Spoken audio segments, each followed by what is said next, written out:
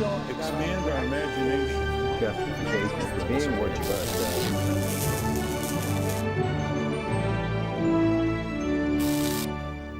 Welcome to Washington Unplugged. I'm John Dickerson. President Obama spoke to the nation last night about his decision to intervene in the ongoing civil war in Libya. His case was grounded in American values, but also the limits of military action. His answers were limited too. The president explained why he took action, but was less clear about the actions to come. To discuss the speech and the reaction to it, I'm joined by Roger Simon, chief political columnist for Politico, and our own Nancy Cordes, CBS News congressional correspondent. Before I turn to both of you, we're going to take a look at the president and what some people are calling the Obama Doctrine.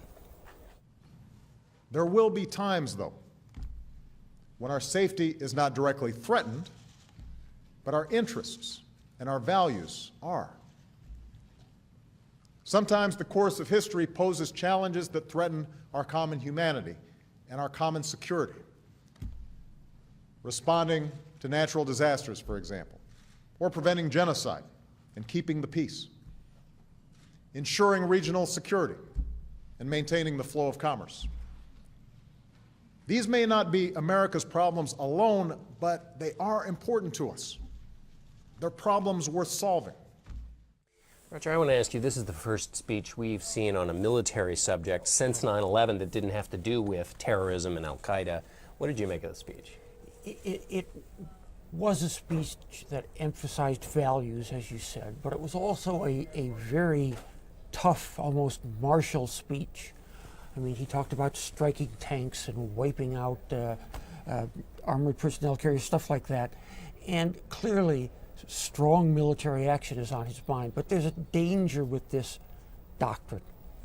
One is that I think President Obama clearly sees Libya as another Rwanda in the making.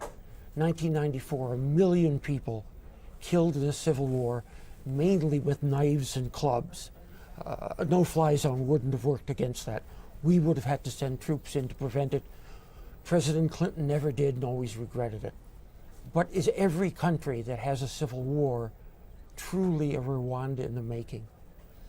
The second difficulty is that if we are free, as the president seems to indicate, to militarily intervene in countries that violate our core principles, freedom of speech, assembly, and election, who's going to sell us oil? Almost all the countries in the Mideast that sell us oil are run by dictators or monarchs, which are dictators who have thrones, and they don't allow any of this stuff. So it's a very far-reaching doctrine, but I really wonder if we have fully thought out the implications of it. Nancy, I want to get your sense of the reaction up there. One of the audiences, of course, was the president's critics on the Hill. How was it received? Well, if there's a Republican who received it well, John, I haven't spoken to them yet. Speaker Boehner leading the charge, saying it's still not clear after this speech what the goals are in Libya and what would define success, what would enable us to wrap up the mission. And there are a number of other critiques from Republicans as well, running the gamut from saying that it's too little too late, that he should have had this speech 9 days ago, that this war is already costing too much, or on the other hand, that if we're going to be involved, that we shouldn't be pulling back now and letting other countries take the lead, that the United States should be leading any mission that it's involved in. Roger, there was something we've learned about this president is that he likes to sort of come out after the thing has happened and explain to us his thinking, and was able to say, as he did several times last night, he didn't say mission accomplished, but he said, you know, I delivered on my promise. This was going to be limited, and it is, and America stayed with its word. Give me your sense of whether, as Nancy mentioned, this was a mistake to come out late, or whether this is just a different way of operating that we've learned about this president. I think the president is very conscious of preserving the powers of the presidency. He doesn't believe, as no president since Franklin Roosevelt has believed, that Congress is necessary to declare war. It simply is irrelevant now. Congress funds wars, doesn't declare them. I think Obama's feelings are, if you give it to Congress, it's going to be like the health care plan. You know, we're not going to argue for months about whether to put up a no-fly zone over Libya. He believes in immediate action. He's going to take it. I think he's going to explain it later. Could that be a problem for him in the future? Yeah. Nancy, the explain it later is not something I like up on the Hill. The president said he consulted with Congress, but they're pretty angry that he didn't actually ask their opinion about the actual strike. What do you know about the extent that the administration is going to improve the dialogue between the president, or at least administration officials, and leaders on the Hill?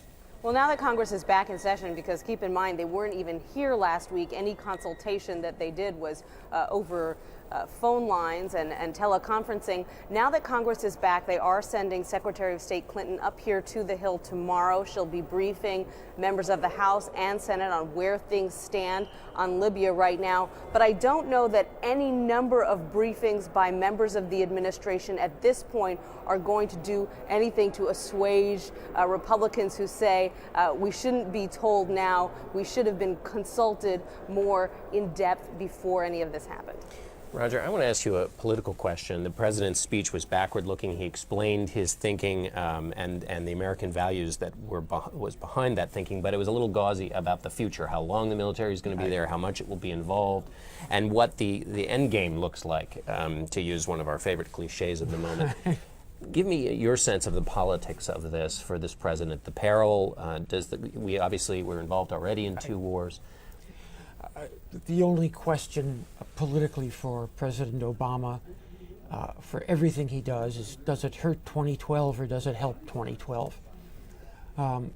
Not that he's not acting out of good conscience to save the lives of people. I think he genuinely believes that, and I think he is accomplishing that.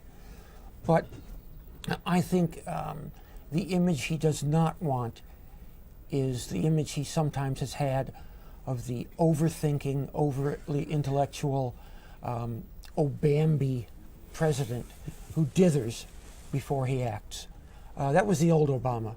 The new Obama is a president of action, and I think I have heard nothing from any of the potential Republican candidates in 2012 that has really effectively attacked that image. You mentioned president of action. As you said, there was a lot of, I ordered this, I sent ships to the Mediterranean, I did this, that, and the other. And he also made a stand for a different kind of leadership, too. He said, real leadership, it means putting together a coalition, not going it alone. And he mentioned in that context Iraq.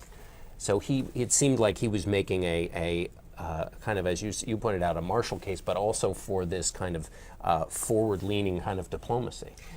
It is, but the fact remains that none of our European allies are going to go it alone without the United States acting, and perhaps without the United States acting first.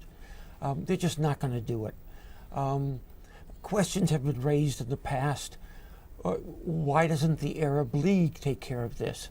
There is an African military strike force formed, I believe, after Rwanda that was designed to take care of African problems. These are basically non-functional bodies when it comes to actually putting people at risk. And for all the support of the Arab League, which has run hot and cold, they are not eager to kill fellow Muslims. And it does not really help our image with Muslims to engage in 3 simultaneous wars in the Mideast, especially after, in his Cairo speech, the president seemed to be reaching out so effectively to the Muslim world. Nancy, let me ask you a final question on this political front. The Hill, there's been a lot of upset about consultation and so forth, but do Republican leaders see this as something that they can get some mileage out of, or are they turning back to the big issue, which is how to fund the government, which still only has a tiny bit of time before we're back at one of those crisis moments? To be honest, I think it's kind of an easy target, this Libya situation. I mean, it's sort of something that the Republicans can do pretty easily, is to say that no matter what the president did in Libya, it was not the right thing. That's something that's pretty typical, especially of an election year. But they are primarily focused on the budget now. And what we heard today for the first time was Democratic leaders saying that they have actually come quite far in these negotiations. They now say that they are prepared to make $51 billion in cuts to what they say are Republican leaders' $72 billion in cuts. Now, this is something we haven't heard before, and Republican leaders haven't told us this. This is just coming from Democrats. If you listen to the Republicans talk about it, they say Democrats have been completely absent from the negotiating table and that the president has been AWOL as well, in their terms. So it's not really clear where exactly negotiations stand right now. What is clear is that they only have about 10 days to complete those negotiations. Otherwise, we're looking at the possibility of either a government shutdown or the fact that Congress will have to pass yet another short-term funding bill just to keep this government running. It's when you hear people talk about the president being AWOL, it's just what we were talking about with Roger, the idea that the president kind of comes in at the end after everything's been worked on.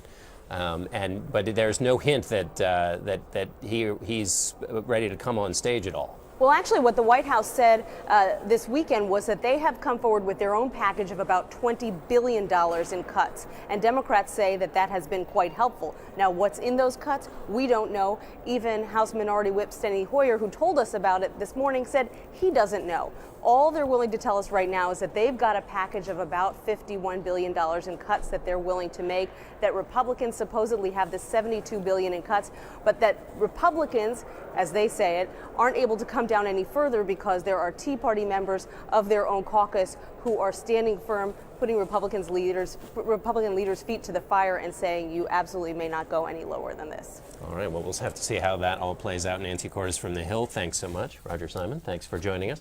And thanks all of you for joining us. I'm John Dickerson. Thanks for watching. Expand our imagination. Justification for being what you are.